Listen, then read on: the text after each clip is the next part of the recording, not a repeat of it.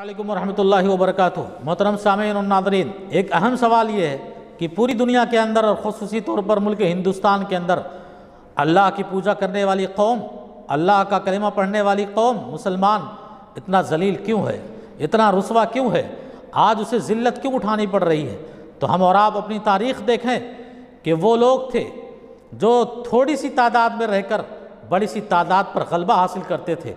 वो लोग थे जो 313 की फ़ौज के साथ 1000 फ़ौज को, 1000 दुश्मनों को मिट्टी चाटने पर, खाक चाटने पर मजबूर करते थे। तो हमारा ये जवाब है कि उनका गलबा उनका ईमान था। लोगों ने पूछा कि तुम थोड़े होते हो, उसके बावजूद तुम दुश्मनों को शिकस्त का और हार का मुंह दिखाते हो, तुम थोड़े होते हो, दुश्मनों पर गलबा हासिल कर लेते हो। तो उन्होंने जवाब दिया था कि हमारा ईमान अपनी ताकत पर नहीं है, हमें भरोसा अपनी क़ुव्वत पर नहीं होता।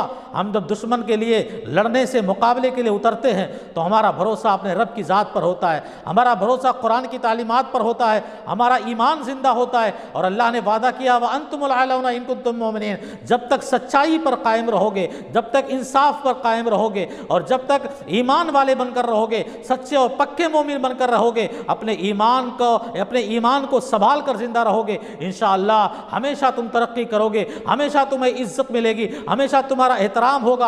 आज जो हम जलील हुए, आज जो हम रुसवा हो रहे हैं, दरअसल हमने अल्लाह के बनाए हुए घरों को, मस्जिदों को, उसके दर को छोड़ दिया। हम वहाँ नमाज पढ़ने के लिए तैयार नहीं। वो मस्जिदें जहाँ लोग जाकर अल्लाह की इबादत करते थे, आज वो मस्जिदें वीरान हो चुकी है। लॉकडाउन का मरहला छोड़िए, साल जब आज़ादी मिलती है तब भी हमने अल्लाह के हुक्म की तामील नहीं की, मस्जिदों को आबाद नहीं किया, मस्जिदें वीरान रही। इसीलिए आज अंजाम ये है, दरगाहें आबाद हो रही हैं। अल्लाह के नाम पर शिरक करने वाली जो जगहें हैं जहाँ पर अल्लाह के साथ गैरों को पुकारा जाता है, गैरों के नाम पर ज़बीहे किए जाते हैं, कुर्बानियाँ दी जाती हैं, ऐसी जगहों पर मुसलमानों ने उसको आबाद कर दिया, मस्जिदों को वीरान कर दिया। तो हमारे लिए ज़िल्लत और रुसवाई मुक़द्दर न होगी तो और क्या होगा। हमने रब को याद नहीं किया। हालात ऐसे आ रहे हैं और ऐसे वक्त पैदा हो रहे हैं कि हम देख रहे हैं कि मुसलमान कितना जलील हो रहा है, मुसलमान कितना कमज़ोर हो गया। दरअसल मुसलमान कमज़ोर नहीं है, मोमिन कभी कमज़ोर नहीं होता।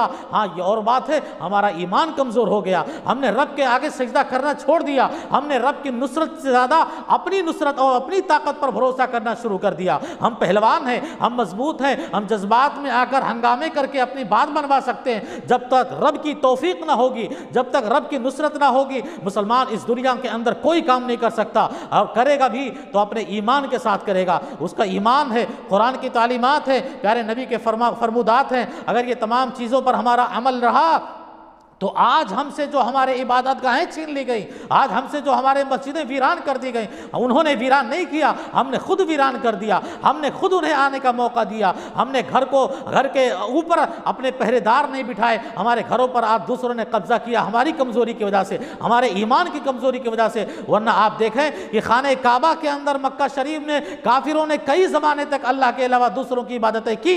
तो क्या वो वक्त नहीं आया कि अल्लाह ने सच्चे और पक्के मोमिनों के हवाले कर दिया कि लो तुम्हारा ईमान मजबूत है, तुम अल्लाह वाले हो, आज वही घर तुम्हारे हवाले किया जाता है। वही ईमान पैदा करो, वही ताजगी पैदा करो। इंशाअल्लाह हमसे छीनी हुई जो हमारी इबादत गाहें हैं या हमसे छीने हुए जो हमारे घर हैं, ये दुश्मन क्या है, ये अल्लाह के दुश्मन, ये अल्लाह के साथ गैरुल्लाह का शिरक करने वाले लोग और गैरों के दर पर सर झुकाने वाले लोग, ये दरअसल बुज़दिल होते हैं, ये कमज़ोर होते हैं। ईमान की ताकत के आगे इनकी ताकत, इनके हथियार का कोई वैल्यू और कोई औकात नहीं है। आप याद रखें, व अंतुमुल आलौना इन कुंतुम मोमिनीन, सच्चे मोमिन बनकर रहोगे तभी तुम्हारे लिए तरक्की और कामयाबी इस दुनिया में है, वरना इसी तरह जलील होते रहोगे, इसी तरह रुसवा होते रहोगे। और आप याद रखो, हदीस पाक की रोशनी में मैं एक बात आपको बताकर इस नशिस्त को ख़त्म करता हूँ कि प्यारे नबी सल्लल्लाहु अलैहि वसल्लम ने इरशाद फरमाया था, अपने ज़माने में पेशीन गोई की थी कि एक दौर ऐसा आएगा कि दुश्मन मुसलमानों के ऊपर कब्ज़ा कर लेंगे,